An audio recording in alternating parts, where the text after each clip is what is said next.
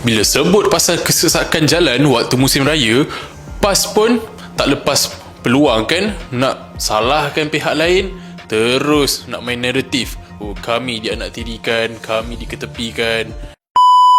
Ahmad Fahmi Mokhtar dari PAS Terengganu siap ungkit konon.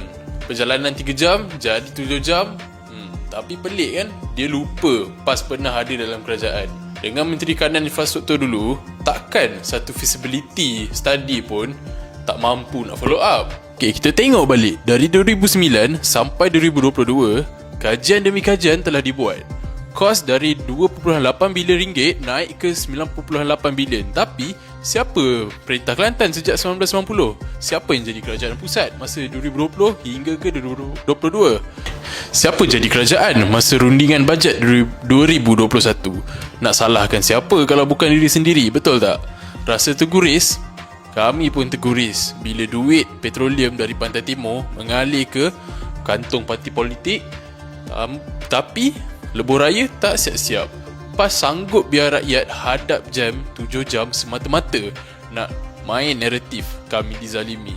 Sedangkan masa pegang kuasa, tak ada sehelai proposal pun dikemukakan untuk LPT3.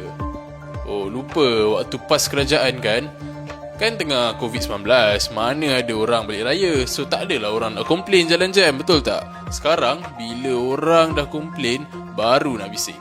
Nak kata Pulau Pinang senang je dapat 17 bilion untuk LRT. Tahu tak? Pulau Pinang ada master plan, ada feasibility study, ada juga proposal lengkap dan sistem pengangkutan yang berjalan dengan efisien. Terengganu dengan Kelantan, bas awam pun hidup segan mati tak mahu. Kalau betul sayang dekat rakyat, masa PAS jadi sebahagian dari kerajaan dulu, kenapa tak tekankan habis-habisan untuk LPT3 ni? Macam biasalah, bila dah tak pegang kuasa, baru nak bersuara konon. Dizalimi lah. Masa ada kuasa, buat apa? Hantar proposal pun tidak, melobi pun tidak. Bila dah out of power, baru nak main sentimen. Dah lah dapat kuasa pun, cara lain macam. So, sekarang ni, isu federalism ataupun isu gagalism. Wakil PAS ni sebut semangat federalism, tapi nampak gayanya dia tak faham pun apa tu maksud federalism. Federalism ni bukannya tunggu tangan kerajaan pusat suap semua benda. Dulu baru nak buat, negeri pun ada peranan. Kalau asyik harap duit pusat je tapi tak pernah siapkan plan yang komprehensif, siapa yang salah sebenarnya? Dulu kata tak nak ambil royalty minyak lah, lepas tu ambil diam-diam. Kata nak bangunkan negeri ikut acuan Islam, tapi highway pun tak reti nak usahakan. Cukup-cukup lah main sentimen. Ahmad Fahmi Mokhtar, rakyat sekarang kan bukan macam dulu tau. Mereka bijak dan boleh semak siapa yang pegang kuasa, dulu atau sekarang, siapa buat kerja dan siapa pandai sembang kari.